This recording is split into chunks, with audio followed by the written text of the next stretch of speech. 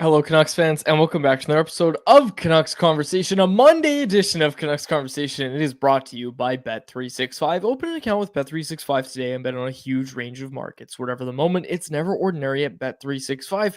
Be sure to use code NATION when you sign up for an account. My name is David Quadrelli. I am joined by Jacob Lazar. People actually asked, and we didn't address it on yesterday's show, where Harman Dial, our regular co-host, is. Harman's feeling a little under the weather, so we send our love to Harman, and we hope he's better soon. We had Patrick Johnson on yesterday's show, but today, a game day edition of Canucks Conversation, Jacob Lazar filling in usual technical producer, but today he's going to do both jobs, which proves to be a little challenging sometimes. Yeah, I mentioned last time I did this for like half a show. I feel bad because I'm going to be staring at my other monitor the whole time. People are just going to see the side of my face. I promise I'm just looking at like the chat and interacting with all of you guys. I'm not ignoring you when you don't see my face on the camera. I promise. Well, when I'm looking down, people always point it out too. People, and this is the thing, people think I'm ignoring Harman or whoever's talking. I'm looking at the chat. I'm trying. So you get it, Jacob. You get it. I get it. Keep an eye on the chat. I get it. If I could just be like Harman and not look at the chat. And anyways, let's not badmouth Harman on the day he's away. Let's get into it, Jacob. Lots to talk about today. I say that every show, but there legitimately is lots to talk about today. The news of the day. Well, one of the pieces of news that we'll talk about, the first one, Thatcher Demko returns tonight. He is the projected starter for the Vancouver Canucks against the St. Louis Blues tonight. Quickly, Jacob, I wanted to go over this because I think this is some important context when we talk about not the struggles, but what Thatcher Demko's been through. Like when we tell the story of Thatcher Demko, I think it's important to remember that this wasn't just, he hurt his knee at the end of game one. That's super unfortunate. And then it ended up being this popliteus injury that gave him all sorts of issues. He had the setback during the summer. That's part of the story. But before that, it's also worth mentioning, Jacob, that he exited in the second period of the Canucks 5-0 win over the Winnipeg Jets on March 9th. He missed 14 games. Like he didn't return until the game against Calgary on the April 16th, which was, what was it, 4 days before the playoffs started on the 20th of April? Whatever it was, he got like one start in before. Did he get rushed? I don't think so. Like that's not why I'm trying to say this, and I really don't want to bark up that tree.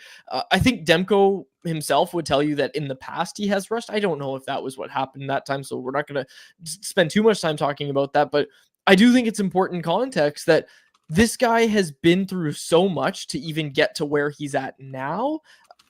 You're hoping that with the context of what I just said about how he came back and immediately he was hurt again, different injuries, but still the knee area. With that context, you have to hope with how slow they've gone with this and how clearly the team and clearly the player has taken their time here. Thatcher Demko says he's put his knee through hell. Clearly, this is going to be different, or you hope that this is going to be different if you're a fan, because I still see a lot of angst. I see a lot of anxiety on Twitter of fans saying, just get through a period. And I get it. I get it. You're worried. You're worried. You don't want to see him go down again. You don't want to see him exit in a game or two. But this is a guy that's an ultra competitive player. He has said that he put his knee through hell, and he feels very confident that he's going to be good to go tonight. Even the fact that he backed up the first two games, like that wasn't an option when he came back before. Given where they were in the standings, yeah, sure, it might have been an option, but like it wasn't an option in the context of they wanted him to get a playoff game. He wanted to get a playoff game. He didn't want his return to be the playoffs. So Thatcher Demko gets the start tonight. And of course, what we're all looking for is just get through the game. Yeah, and I think the interesting thing to remember, or the important thing to remember, is I just don't think you're going to worry about him being rushed back this time around. Yeah. Quads, you and I were together in Penticton back at the beginning of September, and Dave Hall, who will be joining in a few minutes, was there with us as well, watching Thatcher Demko on the ice before actual practice started. He's been skating. I know it's not game situations. I understand, but he's been skating for over 3 months. At this point, if there's any pain left in the knee, that's the pain that we've heard, quote unquote, he just has to learn to deal with, right? That knee is ready for game action. It's very clear that he's taken his time. He's worked with the medical staff. He's worked with the coaching staff. I have no worries about Demko re-aggravating the injury. Now, that doesn't mean I'm totally on board with the fact that Demko is going to step back in, play at a Vezina caliber level, and stay healthy for the rest of the year, right? you can see I've got his jersey up behind me. I love the guy. He's one of my favorite goalies ever in the NHL. But that doesn't mean that I'm 100% sure, hey, this guy's going to be 100% of what he was before and stay healthy. That's the hope. That's the desire. And the Canucks are a different team without fully healthy Thatcher Demko. But I think he's going to have to prove that to the organization and to the fans by coming in and staying healthy for the rest of the season. Even if it's not the knee and the popliteus, if he has to miss any games due to injury for the rest of the year, that's going to be a major red flag for a guy who is going to want a pretty big pay raise, as what we've talked about and seen around the league with goaltenders in recent weeks. Yeah, Thatcher Demko due for a new contract at the end of next season. But before that, he's going to play tonight. So, Jacob, you kind of mentioned it there, and this is something I'm curious to ask the chat. Curious what Canucks fans actually think.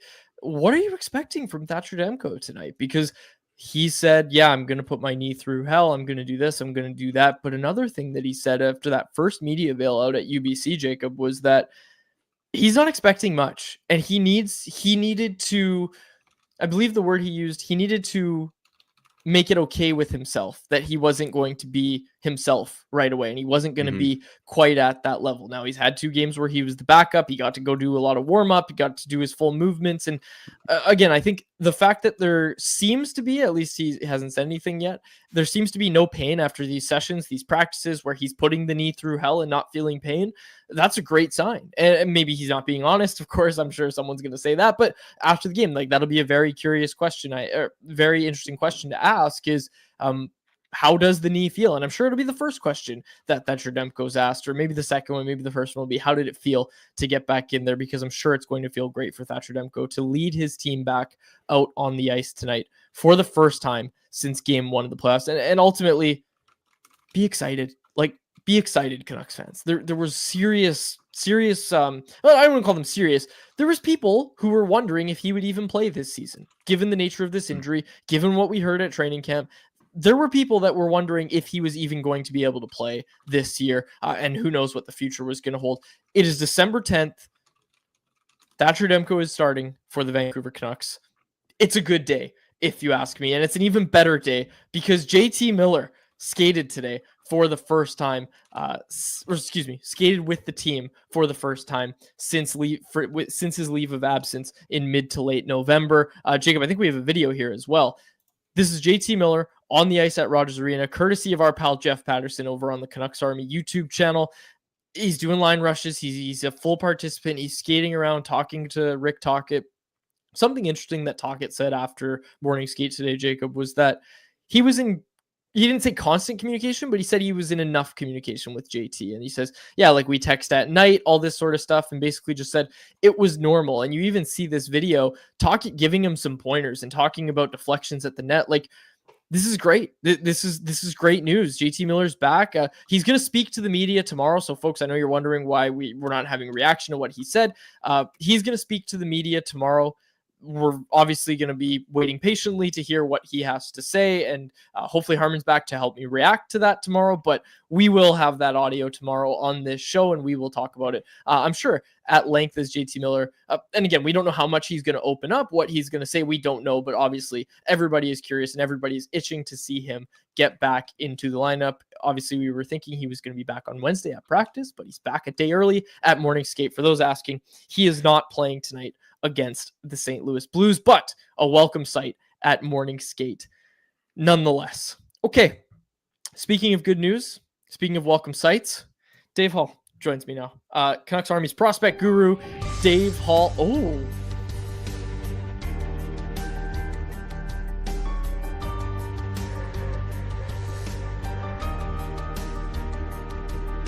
all right. Wow. Okay, Dave, did you know that was coming? I knew it was coming. Yes, that's the intro. That's the theme, baby. Did you make that? I didn't. Okay. Jacob, please walk me through that.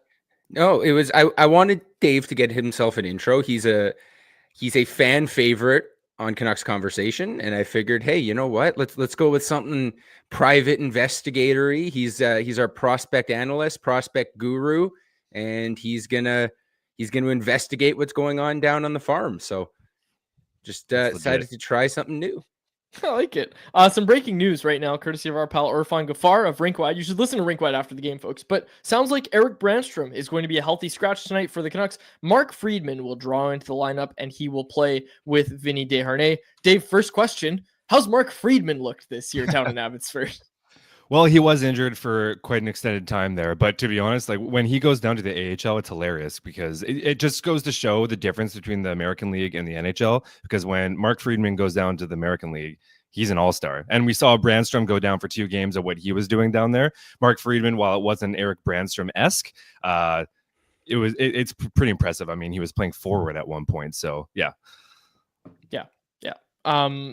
He's going to play with Vinny Desharnais tonight. Any surprise? Like, obviously, you watch the Vancouver Canucks too. Any surprise that Brandstrom's not in tonight?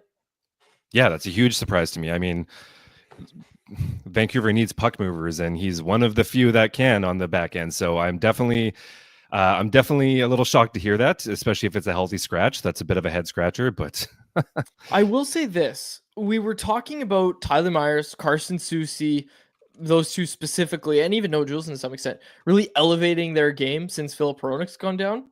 Yeah. I don't know if Eric Brandstrom's elevated his game. I think Eric Brandstrom's baseline level was good, but again, you also take into consideration the matchup data. He's not going, or the quality of competition is what we should say. He's not going to kill penalties for you. Like, I kind of understand it to some extent. Like, this, to me, this isn't like a 3 weeks ago, if Eric Brandstrom was scratched, I'd be like, what's going on? But I think right now, I kind of get it. Like, I kind of get it. I'm not saying I agree with it. I probably wouldn't have done it. We all know how much I like franchise, but I kind of understand where the coaching staff might be coming from with this one. Those guys have certainly elevated their games around him. So we will see what happens. Friedman in the lineup tonight. Little breaking news, start this hit with Dave Hall. But Dave, let's go to the farm. I was reading Blackfish today. I actually edited Blackfish right before this show went to air. And one guy, you are saying we need to give a lot more love to, Ty Mueller. Yeah. Tell me about him. Yeah. So, as someone who follows prospects, you always got those guys that, like, I hate to say vindication, but those are the kind of guys that are going to give a guy like me vindication, because I've been kind of harping on his name for quite a bit of time. And, I go, hey, Ty Mueller, keep an eye out for Ty Mueller. And you get the, okay, Dave, I'm sure. But at this point, it's gotten he's a fixture in the top 6, and he's playing in all situations, and now he's even getting some offensive numbers. So while he might not ever be that top 6 NHL guy, I think this kid might have a legitimate shot at cracking, or at least seeing, some bottom 6 minutes at some point. He's rocking around a 54% face-off as a top 6 second line center the entire year. He's playing penalty kill, power play, top 6, and he's now formed a pretty strong line with Lek Aramaki and Archie Baines over the weekend. So, I mean, just a responsible two-way center that, you're not going to get huge production from, but can kind of do a little bit of everything. And I've said it a few times on the show, but it's clear that the organization agrees with that sentiment, because they've Talkett's even mentioned his name out of camp, and now Malhotra has been playing the heck out of him all, like, since day one. So, like I said, who knows? I don't think to expect anything, super special, but it's kind of like a Max Sasson there. I think there's a chance that he kind of goes in there as a bottom 6 option. Tell me about this line. Lecker-Mackey, you just told me about it. Mueller, Baines, tell me about this line. Well, they combined for 14 points in 2 games, so that's a pretty good start. But yeah, it's just been electric. Like, the one thing that you love about it is you got Lek Aramaki, who's obviously the trigger guy. He's the guy that's going to score. He's got a nose for the net. He just not even a nose for the net. He's got a nose for offense. So whether he's setting them up or trying to score goals, he's got that offensive ability. Archie Baines is an AHL MVP. So he's all over the ice. He's quick at the AHL level, and he's doing all the little things. And then Ty Mueller is just your responsible guy that can make a little bit of offense happen as well. So I think overall they seem to have found a bit of hot magic there. And it's only been 2 games, but so far you gotta love what you see. Yeah, absolutely. People are asking about Lecker-Mackey specifically. Look, the 6-point surge, we saw that over the 2 games. He made up 6 of those points. This one from Warchild89 in the chat. What's a realistic expectation for Lecker-Mackey / Willander 2 years from now?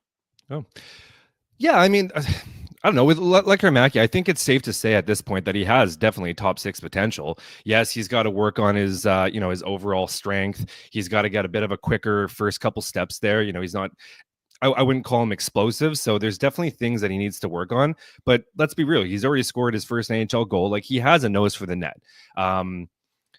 I think top 6 at this point is more than reasonable, and I don't think it's going to take him that long to get there as well. I still would love to see him in the AHL a lot more. Like, take his 4 goals that he scored this weekend specifically. Like, you love to see the versatility. Like, yes, he's got that perimeter, that awesome shot, but all 4 goals this week that we saw are completely different from that. We saw a beautiful breakaway. We saw a nice goal off the rush, but two of his goals were on the doorstep. One of them where he actually gained position on his defenseman and actually pushed through the middle and was in front of the net and got his own rebound. So, there are things that he's working on that are coming together at the AHL level. And so definitely top 6 for him.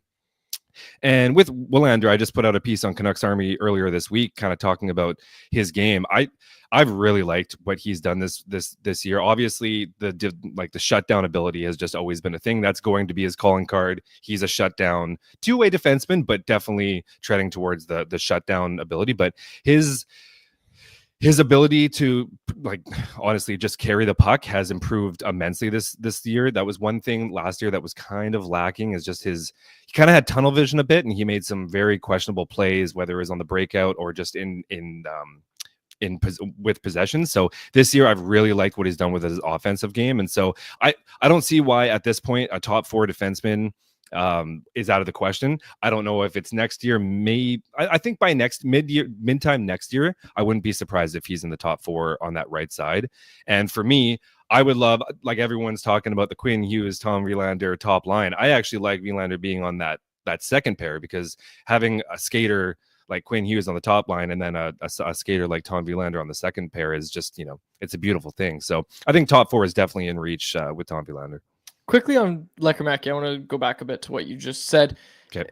You haven't taken the appropriate victory lap, because when he was called up, we know it was just for a practice and get an NHL paycheck for a day. We know it ended up being that, but we were talking to you, and you were one of the few people, because we were like, oh, it's exciting, Lekkerimäki's coming back up. You were one of the few people that pointed out, you're like, he hasn't been good since he went down to Abbotsford after that NHL demotion, when they sent him back to the AHL after his 5 NHL games. They agreed with you. They sent him back, and now he's had that offensive explosion. Go ahead, take your victory lap.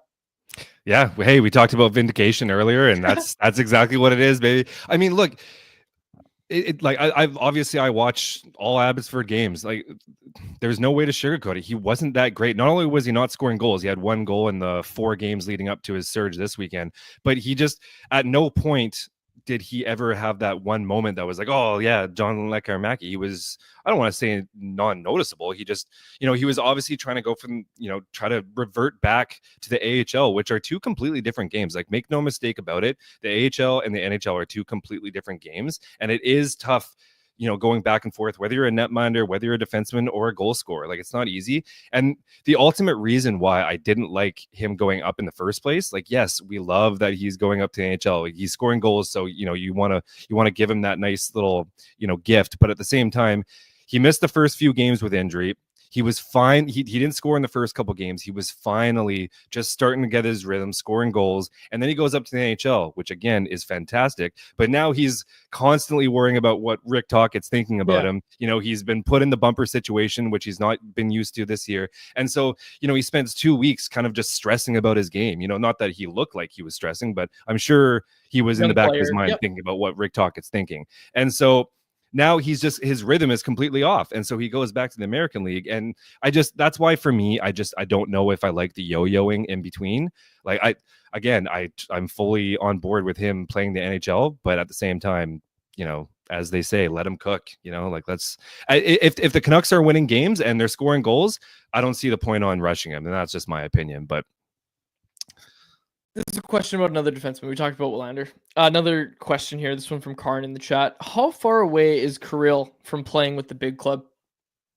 Oh, yeah, he's been impressive. I have to say, I would hold up, like, he's He's still a bit like he's not. For me, I don't think he's up there this year. I think if there was anyone between the two 20-year-olds, it's Elias Pettersson. He's just a little bit more of a physical specimen, plays a little bit more of a meat and potatoes game. So I think if you were to choose between the two, it's probably going to be Pettersson at the same rate.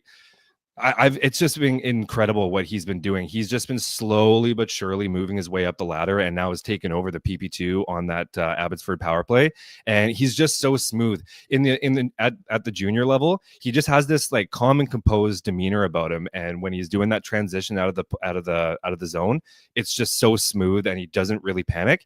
And I was a little curious to see if that would translate to the American League, and so far it has. And at this point, he's doing everything. He's playing power play. He's on penalty kill. He's playing top line minutes. He's sliding over to the right side. So you can't really complain about what he's been doing. I still think there is going to be a little bit of if you were ever to make it to the NHL, I think the physical element's going to be a bit of a challenge for him. But at the same rate, he does have a good escapability and a pretty calm transition game that it might not even matter that he's a bit on the Slayer side, because he is a really good puck mover. So so far so good. He's been awesome. All right, final one from me, Dave. Actually, this is technically from Stuart Hunter in the YouTube chat. He said, "What is Abby going to do with the 4 goalies they seem to have now?" Yeah, I mean, it's a good problem to have, hey? But it sucks to say, because Ty Young has been a fantastic story just from start to finish, right from camp. Like, we just didn't know what was going to happen with him. Is he going back to Prince George? Oh, Prince George has this stud goalie. Like, you just had no idea. And then he comes up to Abbotsford, and he's been good. Like, he had a very shaky start, 3 goals on 3 shots, and we were kind of thinking, okay, what's going to happen? But since then, he's been fantastic. Now, I do think he's obviously on the outside looking in. I would expect him to get dropped down back to the Kalamazoo, where he'll take over number 1 spot and probably dominate, which is great. Patera's injured. I think the important thing between those 4 is I think Silovs needs to get games. So yeah. I think no matter what, he's got to be the guy. He's got to get his game back. He was put in the game over the weekend. He faced 18 shots, so he was barely, he wasn't even tested. So he's got to be the number 1 guy. And I think if you're calling someone up, for me, just get Patera up, once he's healthy, and just let him kind of ride the coattails of being that 3rd string goalie. He's the one goalie that doesn't really have any ties to the club in terms, they went out and got Tolopilo last year and seemed to like him. Yeah. So I just think for me, it's probably going to be Patera going up, and I just think Silovs needs games. So, and that's what they signed him for. They signed Yuri Patera to be the 3rd string goalie. It just didn't seem like that was going to actually happen. So there you go. They signed Yuri Patera. They signed Kevin Lankinen, so it shuffles it around. But I like that take, Dave. I really do like that take, that Yuri Patera should be the call up. I said that was the last one, but we got another one. This one from Paul Papadoulis in the chat. How's Anthony Romani been? Yeah, he's still recovering. At this point, there was no actual timeline given, but just based on my, Google knowledge of broken clavicle bones, I don't know if either of you have ever had that, but it was anywhere between 5 to 8 weeks. So we're coming up to that. We're coming up to the 6th or 7th week right now. And, obviously now we got the winter break coming and World Juniors and all that stuff. So I would be shocked to see him before Christmas. I would expect a bit of a early to mid January return, but yeah, it's too bad, because he was looking pretty good right before he got injured, and then broken clavicle bone. So it's a tough draft plus 1 year for him, but we'll be excited to see him. And obviously, not only that, there was an outside chance that he could have played for Team Canada. I mean, they didn't invite Beckett Seneca to start, so I don't think Anthony Romani probably had a shot if he's not getting invited. But at the same rate, it would have been nice for him to at least have that opportunity. Dave, great stuff as always. Thanks so much for doing this, and we will chat with you soon. Thanks so much, guys. Love the theme. Thanks, Jacob. No problem, Dave. Good to chat again. Dave Hall, Canucks Army's prospect guru. You can go read more. Blackfish is up now. The title of Blackfish today: 3 Canucks prospects announced as World Junior Championship hopefuls. Abbotsford youngsters flourish, and more. Go read it over at CanucksArmy.com every Tuesday, courtesy of Dave Hall. Okay. Lots of questions about the lineup tonight. Lots of questions about the chat. Let's go back to Scenes from Morning Skate, courtesy of our pal Jeff Patterson over at Canucks Army. It's the most comprehensive pregame report you can find, folks. If you're just joining us, we already talked about it. Irfan Gaffar reporting that Eric Brandstrom is going to be a healthy scratch. And Mark Friedman is going to play with Vincent Desharnais. Interesting configuration on the blue line. Derek Forbert is not yet ready to go. I think we were hearing some mixed signals of of game time decision. I looked into it during the show. I looked into it, texted someone. It is not expected that Derek Forbort is going to play. So really that Forbort-Brandstrom pairing that we saw skating at Scenes from Morning Skate, even though they skated where you would think the third line would, those two guys are going to be scratched. Is going to be Mark Friedman playing the left side and Vincent Desharnais playing the right side. On the third pairing is the indication that I just got. Carson Soucy, Noah Juleson, and of course, Quinn Hughes and Tyler Myers round out the top pair. Any take on Brandstrom, Jacob? Like I feel like I said, I can understand it. I talked about all those guys elevating their game, and it's just I love me some Eric Brandstrom, but if we're being honest here, all those other guys have elevated their game, and Brandstrom just hasn't yet. Yeah, and I think the interesting thing for me was you think about last game when Quinn Hughes took the high stick and he was bleeding and he had to miss that whole first 4-minute power play. Who was out there? It was Eric Brandstrom. Like, you know, God forbid something happens to Quinn Hughes and he has to miss a power play opportunity. Like, the power play looked inept with Brandstrom. Like, what happens when you have to throw like Carson Soucy out there to run a power play, right? Who's it going to be on power play 2 right now? It's Tyler Myers. It's got to be Myers. Sure, but like, how with all the struggles this team has had on the power play at times this year, if you have to throw Tyler Myers or Carson Soucy, one of those guys out on power play 2, like, you might as well just end the power play early. You know what? You just got yourself your first clip, Jacob. You can clip there we go.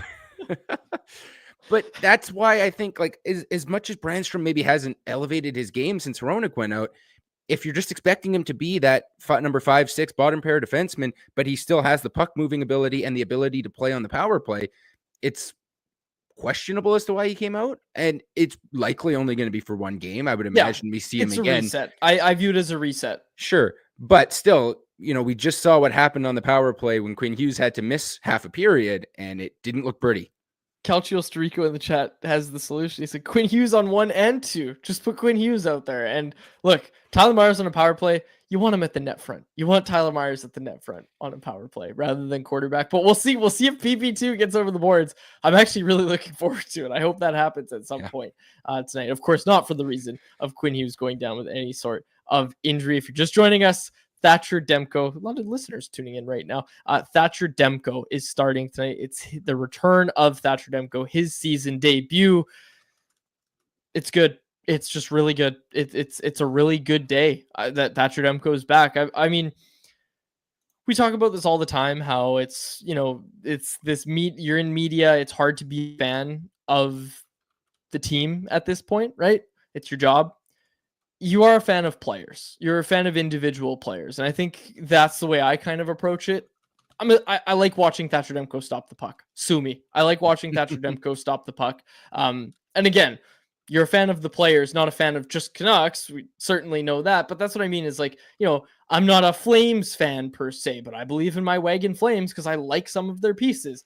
Again, around the league, there's players that you like. There's players that you just enjoy watching. One player that I want to talk about is Patrik Laine. Let's do that as we start. Anyone else, which is brought to you by our friends over at Greta, a great spot for all games, home and away. We were there for the first viewing party of the season back in October, and there's one coming up, so stay tuned for information on that. But even if we're not there, you certainly should be. Just minutes from the arena, come by before and after the game, or whatever event you're downtown for. With arcade games, weekly drink specials, and the recently updated street food menu, Greta Bar YVR is the place to be. 50 West Cordova Street is the address. Let the games begin. Okay, let's get to anyone else. I don't know if I crossed any off on my bingo card today, but keep an eye on the bingo card, folks. You just mentioned the Wagon Flames about 30 seconds ago. Oh, I did, but I think I did that yesterday too. Yeah, that's true. I think it was already crossed off. So yeah, for those that missed it, all week we're doing the Quads bingo card, the Convo bingo card. See how far we can get. We need help from the chat on that. It's too much for me to try and keep track. So chat, hey, anytime there's a bingo that comes up, make a note of it. Let me know in the chat, and we'll see if we fill the card out by the end of the week. We'll see if we fill the card. Patrik Laine, Jacob, you're a Habs fan. Patrik Laine has gone through so much in his career. We were just talking before the show about how the best years of his career were when he first entered the league, and that was almost 10 years ago, and he hasn't really found his footing yet. He's been through a lot. We know about him going to the player assistance program. He's had to play in Winnipeg and Columbus That's not easy. That's Nope. something that he's had to go through. And really, like, let's be honest here, Jacob, as we see what the Winnipeg Jets are and we see what they were, is it safe to say that Patrick Laine was just never a fit in that Winnipeg locker room? Like, you hear about how tight and how old school, like, Blake Wheeler, Mark Scheifele were. And especially Wheeler, like, I'm emphasizing Wheeler a bit there. Mm-hmm. Like, it really kind of felt like Laine was just never going to be a fit in Winnipeg. Yeah, I think so, because, people talk about his injury history. That really came up in Columbus. And I know, 2020, 2021, he only played one game that year with Winnipeg, and that was his final game as a Jet. And he picked up, I think, 3 points in that one game too. But really, like, the bulk of his injuries came in Columbus. So yeah, something else must have been going on in Winnipeg. But the one thing that Laine has consistently done everywhere he's been is score goals. And he's now done it in Montreal. He's got 3 goals in 4 games. He scored the shootout winner last night. And, for me, it's just nice to see a guy who, when he broke into the league, people were like, wow, this kid can shoot the puck, and he's big and he's fun. And he scored 36 goals as a rookie and then followed it up with 44 his next year. And he's only touched a high of 30 since then. But even those years in Columbus, right? Like 26 goals in 56 games, 22 goals in 55 games, 6 in 18 games last year. Like, he can still put the puck in the net. And, with everything he's been through, injuries, player assistance program, now onto his 3rd organization, I hope it works out for him in Montreal. Yeah. And, he's only 26 years old. Like, it's crazy to think that he's been playing in the league since 2016, but he's still only 26. And there's plenty of time for him to just stay healthy and score a lot of goals in the NHL.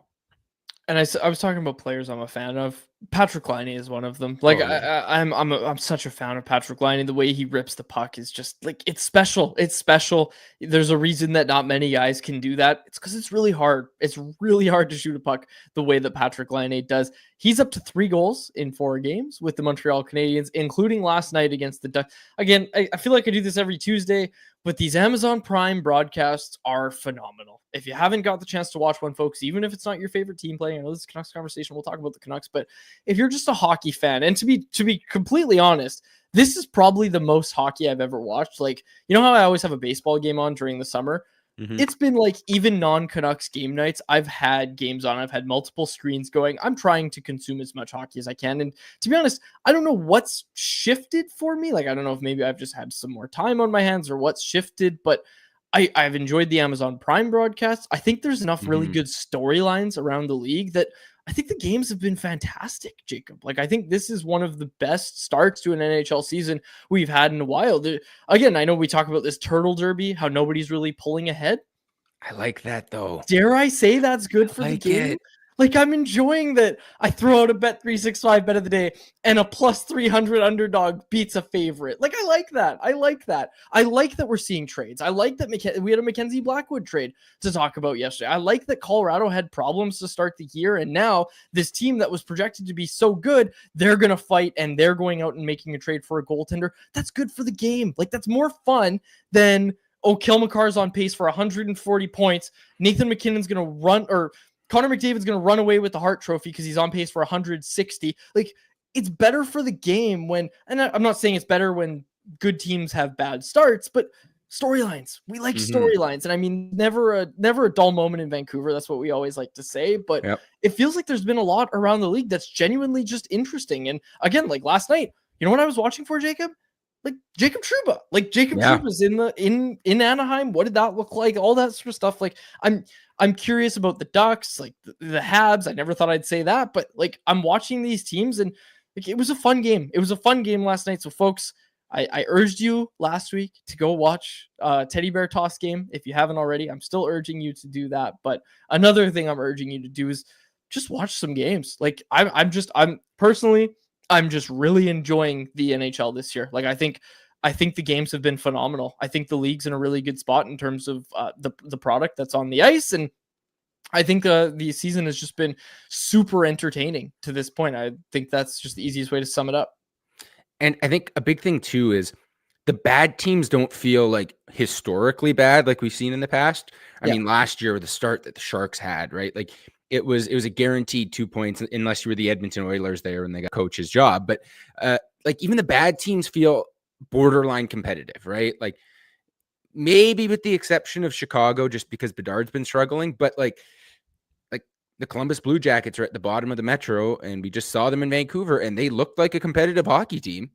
You know, Montreal, with all of their problems, still have 11 wins in 28 games. The Montreal Canadiens, who are really one of the worst teams in the league, and they're 8 points out of a division playoff spot in the Atlantic. You couldn't have said that about some teams in previous years. And I think the fact that the top end teams really haven't pulled away and the bottom end teams for the most part are kind of holding up their competitive bargain, it's just making the league as a whole seem a lot more interesting, right? Everyone talks about US Thanksgiving. Oh, the teams that are in playoff positions on US Thanksgiving are almost always going to make the playoffs. I think we could see a pretty big shift on that this year. There'll be a lot of teams that were in a spot at the end of November or fall out because there's a huge glob of teams in the middle that are going to remain competitive. And I think it's going to make for, unfortunately, a boring trade deadline because I don't know how many sellers they're going to be because everyone's going to feel like we're only 3 or 4 wins in a row away from a playoff spot. And a lot of those teams are going to look to make trades. So I would counter that that's going to make it really interesting. It might not be as, you know what, Jacob? I think we're going to see some Filip Hronek-like deals. Just deals that come out of nowhere. Filip Hronek's not on the trade block. Well, he just got dealt.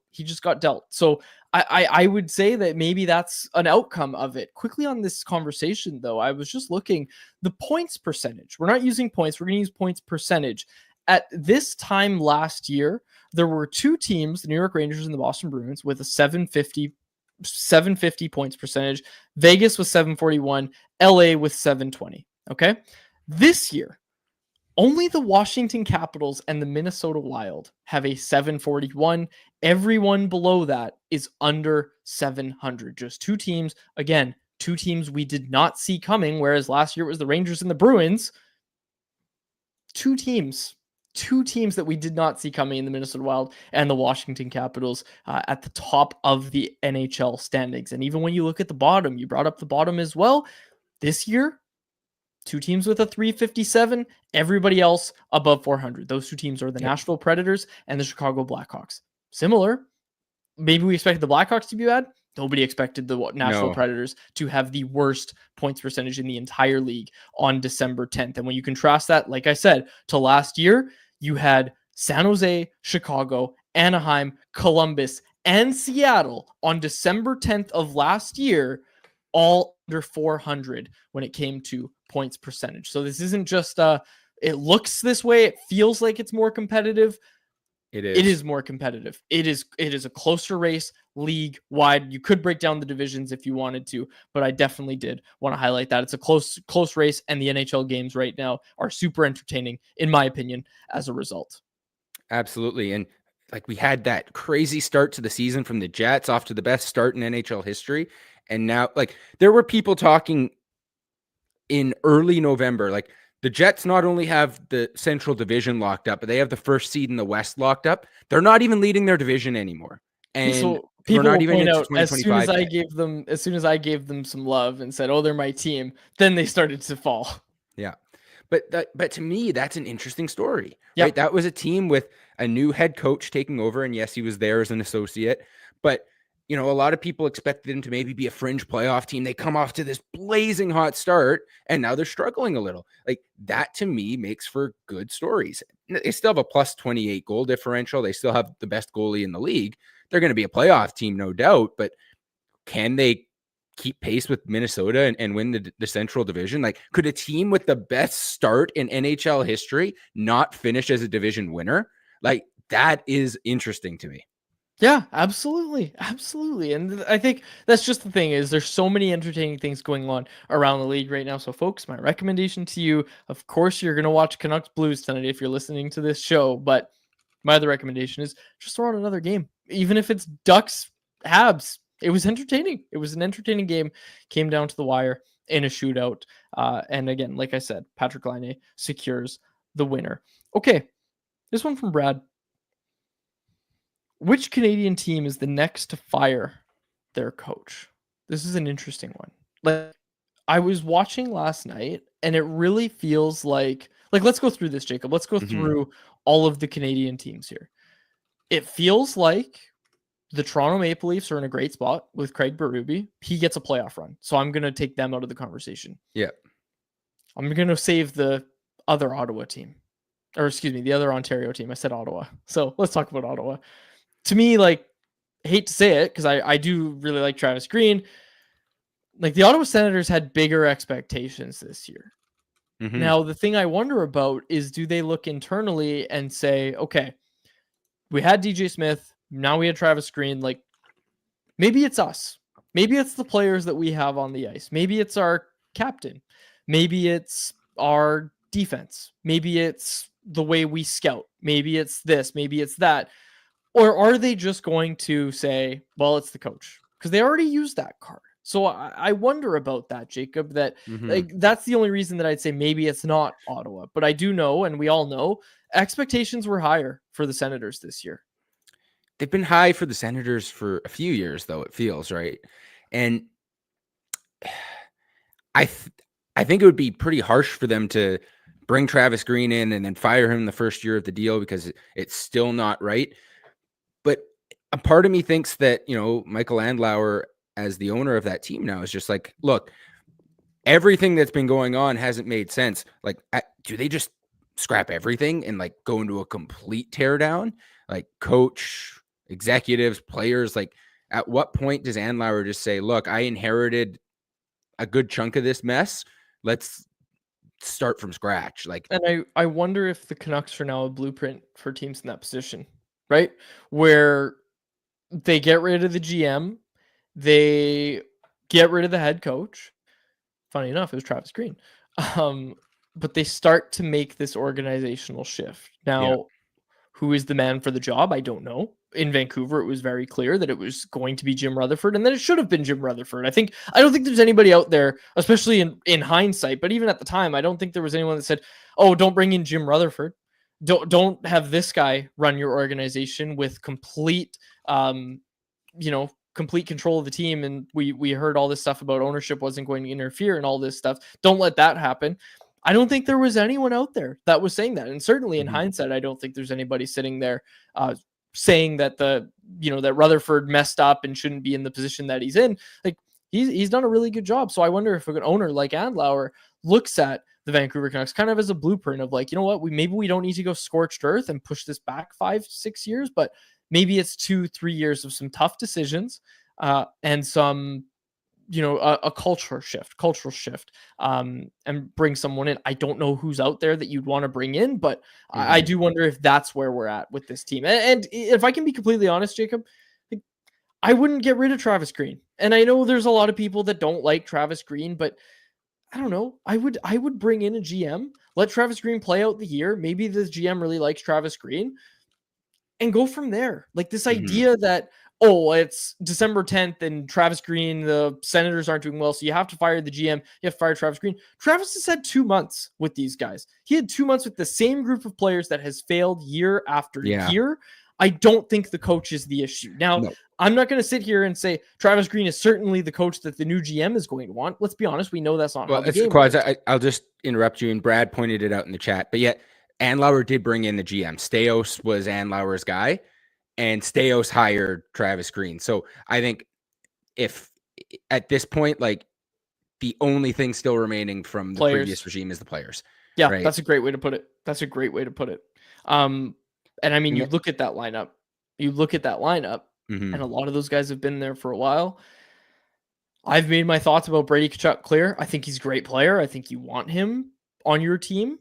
I think you're nuts if you make him your captain. And I think the Senators, every day that they leave him as their captain, I think they're nuts. I do. I don't think he's fit to be a captain. Yeah. Now, people saying Montreal to fire St. Louis. I mean, St. Louis is he's there because the players like him, and they're not trying to win right now. They just extended him for 2 years before this season. I think they're not going to fire him mid-season. They're also, like, relatively speaking, are the Montreal Canadiens doing much worse than they thought they'd be doing? No, I know they're basically right on par where they probably were expecting. And like I said, the bad teams right now aren't like historically bad. Montreal's problem has been their away record. Like they're above 500 at home. They're a good team on home ice. And, there's a decent chance that this team could end up finishing around the 20 to 25 range in the league. And I think that's right where they're expected to be. And if that's the case, like there's no chance they move on from St. Louis like during the season or even after the season. And as we talk about the points and the standings right now, yes, the Habs sit in 28th. Do they want to finish as the 28th place team? No, not really. But the 19th place team has 29 points, right? Mhm. The 16th place team right now, the Tampa Bay Lightning, with the same number of games played as the Habs, or excuse me, less games played than the Habs, but 30 points for the Lightning. And again, if we go by points percentage, the Habs come in at 28th once again. But my point being, folks, is that as we talk about these close standings, the Habs aren't far off, I don't think, in terms of number of wins through this many games, 28 games. I don't think they're far off of where they thought they were going to be. And and ultimately, it's like you said, Jacob, they just got Patrick Laine back. What's that guy's name? Jeff Gordon. Is that his name? Gordon? Yep. What's his name? Yeah. That's he was the president. he was on the broadcast tonight talking about Kent Hughes. He was talking about Marty St. Louis. He was talking about Patrick Laine being back on that team and how much he was looking forward to that shot in the arm that they were going to get from that. Again, you've got these young players. I don't think you can argue that a Marty St. Louis coach team is a bad environment for young players to come through. And look what he's done for Caulfield. There's a lot of people in the chat agreeing that it's going to be Montreal. I don't know I don't know who's going to be next. I don't think there's going to be a Canadian team that fires their head coach this year. I'll say that. I don't think that's going to happen this year. I don't think there's going to be, I'm just looking up, people say Calgary again. Coach isn't the issue there. They're not going to fire Ryan Huska. Chris Knoble has done enough now. Like, he's not getting fired. They're turning it around in Edmonton. Maybe if they fall, maybe, but they've turned it around. They've turned it around. They've won their last 2 games straight. So I don't know. I really don't know. I will say that it probably is going to be the Ottawa Senators if it's anyone, but I will just say that I don't think there's going to be a firing this year from a Canadian team. No. Now, the last thing I'll say on this is if you just look at the team that's at Rogers Arena playing the Canucks tonight, they brought Drew Bannister in mid-season last year, and then they gave him how many games this year? Like, fired him at the 20 game mark. So it's not out of the question to have a guy come in and fire him before he even coaches 82 games for your team. But I think you're right, Quads. Right now, it seems like all the Canadian teams are probably pretty content with who they have in charge. Yeah, absolutely. Okay. Anything else that we have in the chat here? Okay, here we go. Oh, we might have to save this one for Harmon. Nashville is willing to move Carrier. Is there a fit in Vancouver? I don't know. That's a Harmon question. That's a Harmon question. Yeah, that's a Harmon question. Look. We'll throw that one to Harmon. Someone write that down. That's from DM Payne. Okay, this one from Karn, and I don't think you have to worry about this right now, but let's talk about it right now. What would be the highest number you'd be willing to re-sign Pius Suter? He's so versatile, able to fill any hole in the lineup, but it's hard to judge his value overall. I'd say right now is a bad time for the Canucks to sign this contract. Pius Suter has a history of finishing at exactly 14 goals. I know he's going to go past that this year, we think, but I would not sign this right now when a player is on a heater. So I think my answer to that is ask me in February, ask me in March. And I know it's a boring answer, but if Pius Suter gets a contract offer in February or in March, he's most likely signing it. And really, do you think that Pius Suter is going to do more for his value than he's doing right now? I'm going to go out on a limb and say no. Probably not. So I don't think now's the time to have that conversation. I think the highest number I'd go, and I think it might sound crazy right now, but when we get closer to that time, I think the highest number I would go is like anything above a 3x3 to me is like a pretty big overpay for Pius Suter. And I'd be willing to listen to someone who said a 3x3 is too much for Pius Suter, but he might get that on the open market. So we will see, but we'll close it out there. Oh no, Bet365. We'll go to Bet365. But this was a fun show, Jacob. I thought we did a really good job. You did a great job co-hosting with me. And as people might be able to tell, yes, I did a lot of prep for this show. And I did make sure I knew what I wanted to talk about for this show. Okay. Oh, man. Jacob, I don't know. Have you looked at the NHL slate for tonight? I've not, Okay, well, those who have but I'm might sure know. I'm going to take a look now. They might know that the Calgary Flames are playing the league worst Nashville Predators. Dan Vladar starts tonight. I don't know why that's a bad thing. Dan Vladar is spectacular. He got his lunch taken from him by Colton Parayko and the inside job over at the NHL head offices there when his pad was pushed into the net in overtime. But anyways, Dan Vladar's first start since then, he's going to be looking for vengeance. The Flames are a pretty heavy underdog in Nashville tonight. Like I said, against the league worst Predators, you can get the Calgary Flames money line at plus 150. I know I don't take those favorites. I don't take the favorites, and I like to take the underdogs. We are 2-2 on the year. Yesterday's bet actually happened. I won yesterday's bet as well. So quick little victory lap there. There's your free square, folks. But I am taking the Calgary Flames at plus 150 odds to take down the Nashville Predators. That was our bet of the day, brought to you by Bet365, a proud partner of Canucks Conversation. Open an account with Bet365 today and bet on a huge range of markets. Whatever the moment, it's never ordinary at Bet365. Be sure to use code NATION when you sign up for an account. Must be 19 plus to play. If you choose to play, please play responsibly. We'll be back tomorrow, folks, to break down tonight's game between the Canucks and the Blues. Make sure you check out Rinkwide Vancouver after the game. I think Jeff Patterson's actually going to be on the show tomorrow, so we will close it out there for my co-host and technical producer, man of all trades, Jacob Lazar. My name is Dave Woodrelli. Thanks so much for listening to an episode of Canucks Conversation. Canucks Conversation is live Monday through Friday, every weekday at 2 p.m. over on the Canucks Army YouTube channel. Make sure you like, subscribe, and interact in the YouTube live chat every day with us, folks.